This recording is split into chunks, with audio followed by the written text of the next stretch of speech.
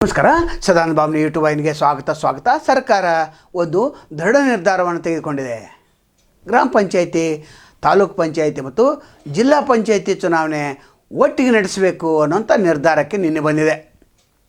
ಇದು ಒಂದು ಸಂತೋಷದ ವಿಷಯ. 5948 ಗ್ರಾಮ ಪಂಚಾಯಿತಿಗಳಿವೆ ಇಡೀ ರಾಜ್ಯದಲ್ಲಿ.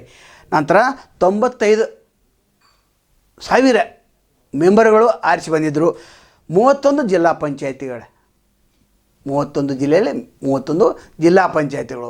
ಇನ್ನು ತಾಲೂಕು ಪಂಚಾಯಿತಿಗಳು 240 ತಾಲೂಕು ಪಂಚಾಯಿತಿಗಳು. ಈ ಎಲ್ಲ ಚುನಾವಣೆ ನಾವು ಏಪ್ರಿಲ್ ನಂತರ ನಡೆಸ್ತೇವೆ ಅಂತ ಸರ್ಕಾರ ಹೇಳಿದೆ. ಏಪ್ರಿಲ್ವರೆಗೆ ಇದೇನು ಮೀಸಲಾತಿ ಇದೆ, ಎಲ್ಲ ಪ್ರಕ್ರಿಯೆಗಳನ್ನು ಮತದಾರ ಪಟ್ಟಿದೆ, ಎಲ್ಲ ಪ್ರಕ್ರಿಯೆಗಳನ್ನ ಮುಗಿಸಿ ನಿಮಗೆ ಹ್ಯಾಂಡ್ ಓವರ್ ಮಾಡ್ತೀವಿ ಅಂತ ಹೇಳಿದ್ದಾರೆ. ಅಂದರೆ ಮೇ ಜೂನ್ದಲ್ಲಿ ಎಲೆಕ್ಷನ್ ಪಕ್ಕ ಆದಂಗಾತು. ಅಂದರೆ ಕಾರ್ಯಕರ್ತರಿಗೆ ಒಂದು ಒಳ್ಳೆಯ ಸುದ್ದಿ ಸಿಕ್ಕಂತಾಯಿತು ಅಂತ ಹೇಳ್ಬೋದು. ಇನ್ನು ರಾಜಕಾರಣಿಗಳ ಏನು ಛೇಲಾಗಳಿದ್ದಾರೆ, ಅವ್ರು ಎಷ್ಟು ಸ್ಪರ್ಧೆ ಮಾಡ್ತಾರೆ ನೋಡಬೇಕು, ಅವ್ರ ಬೆಂಬಲಿಗರು ಎಷ್ಟು ಸ್ಪರ್ಧೆ ಮಾಡ್ತಾರೆ ನೋಡಬೇಕು, ಸಮಾಜ ಸೇವಕರು ಎಷ್ಟು ಸ್ಪರ್ಧೆ ಮಾಡ್ತಾರೆ, ಜನ ಯಾವ ರೀತಿ ಅವರಿಗೆ ಬೆಂಬಲವನ್ನು ಕೊಡ್ತಾರೆ, ಚಿಂತಕರು ಎಷ್ಟು ಜನ ನಿಲ್ತಾರೆ, ಗ್ರಾಮವನ್ನು ಅಭಿವೃದ್ಧಿ ಮಾಡಬೇಕು ಅನ್ನೋಂಥ ಉದ್ದೇಶದಿಂದ ಎಷ್ಟು ಜನ ನಿಲ್ತಾರೆ, ಅದನ್ನು ಕಾದು ನೋಡಬೇಕು. ಬಹುತೇಕ ಎಲ್ಲ ಯೋಜನೆಗಳು ಗ್ರಾಮ ಪಂಚಾಯತಿಗೆ ಬರುತ್ತಿರೋದ್ರಿಂದ ಗ್ರಾಮ ಪಂಚಾಯತಿಗಳು ಹೆಚ್ಚು ಆಸಕ್ತಿ ವಹಿಸ್ತಾರೆ ಅಂತ ಹೇಳಲಾಗ್ತಾಯಿದೆ.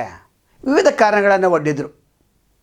ತಮಗೆಲ್ಲ ಗೊತ್ತಿದೆ, 2016ರಲ್ಲಿ ತಾಲೂಕು ಪಂಚಾಯತಿ, ಜಿಲ್ಲಾ ಪಂಚಾಯತ್ ಚುನಾವಣೆ ನಡೆದು ಅದರ ಅವಧಿ 2021 ಏಪ್ರಿಲ್ 27ಕ್ಕೆ ಮುಗಿದಿತ್ತು.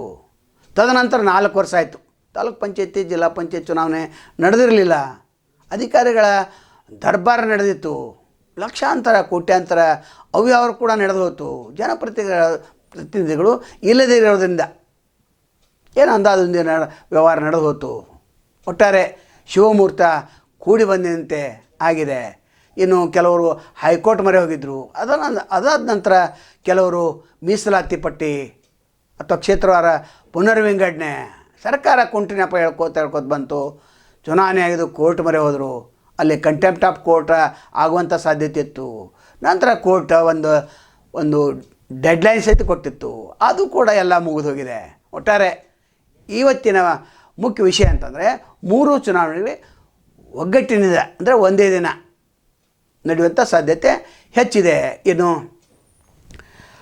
ಮಹತ್ವದಂತಂದರೆ 5918 ಗ್ರಾಮ ಪಂಚಾಯತ್ ಚುನಾವಣೆಗೆ ಒಂದೇ ದಿನ ನಡೆಸ್ತಾರ ಅಥವಾ ಬೇರೆ ಬೇರೆ ದಿನಾಂಕಗಳನ್ನು ನಿಗದಿಪಡಿಸ್ತಾರ, ಕಾದು ನೋಡಬೇಕು. ಯಾಕಂದರೆ ಭದ್ರತಾ ವ್ಯವಸ್ಥೆಯೂ ಕೂಡ ಮಾಡಬೇಕಾಗಿದೆ. ಇನ್ನೂ ಅನೇಕ ವಿಷಯಗಳು ಸರ್ಕಾರದ ಚರ್ಚೆಯಲ್ಲಿವೆ. ಇನ್ನು 2-3 ತಿಂಗಳಲ್ಲಿ 5 ವರ್ಷ ಪೂರೈಸ್ತಾರೆ ಗ್ರಾಮ ಪಂಚಾಯತಿಯವರು. ಅಂದರೆ ಅಲ್ಲಿ ಆಡಳಿತಾಧಿಕಾರಿನ ನೇಮಕ ಮಾಡ್ತಾರೆ. ಒಟ್ಟಾರೆ ಈ ಚುನಾವಣೆ EVMದಿಂದ ನಡೆಯೋದಿಲ್ಲ, ಬ್ಯಾಲೆಟ್ ಪೇಪರ್ನಿಂದ ಚುನಾವಣೆ ನಡೆದಿದೆ. ಇಲ್ಲಿ EVM ಅಥವಾ ಬ್ಯಾಲೆಟ್ ಪೇಪರ್ ಮಧ್ಯೆ ಚುನಾವಣೆ ಡಿಕ್ಲೇರ್ ಆದ ನಂತರ, ಫಲಿತಾಂಶ ಡಿಕ್ಲೇರ್ ಆದ ನಂತರ ಯಾವುದು ಸತ್ಯ ಯಾವುದು ಸುಳ್ಳು, ಸರ್ಕಾರ ಸಾಧನೆ ಇದರಿಂದ ಖಂಡಿತವಾಗಿ ಗೊತ್ತಾಗ್ತದೆ. ಆಗ ಸರ್ಕಾರದ ಮೇಲುಗೈ ಆಗ್ತಿತ್ತು ಅಥವಾ ಕೇಂದ್ರ ಸರ್ಕಾರದ ಮೇಲುಗೈ ಆಗ್ತಿತ್ತು, ಕಾದು ನೋಡಬೇಕು.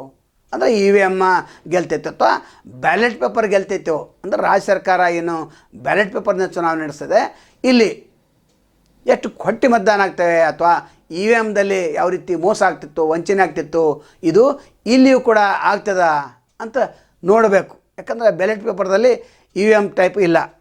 ಇಲ್ಲಿ ನೇರವಾಗಿ ಮತವನ್ನು ಚಲಾಯಿಸ್ತಾರೆ. ಇನ್ನು 3 ಬಣ್ಣಗಳಲ್ಲಿ ತೆಗಿಬೋದು. ಗ್ರಾಮ ಪಂಚಾಯತಿ 1 ಬಣ್ಣ ಬ್ಯಾಲೆಟ್ ಪೇಪರ್ದು, ನಂತರ ಜಿಲ್ಲಾ ಪಂಚಾಯತಿ 1 ಬಣ್ಣದ್ದು, ನಂತರ ತಾಲೂಕು ಪಂಚಾಯತಿ 1 ಬಣ್ಣದ್ದು.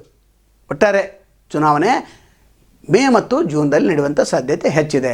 ನಾಳೆ ಮತ್ತು ತಮ್ಮನ್ನು ಭೇಟಿಯಾಗ್ತೇವೆ. ಅಲ್ಲಿವರೆಗೆ ಎಲ್ಲಿ ಶಿವಾಗಲಿ. ನಮಸ್ಕಾರ.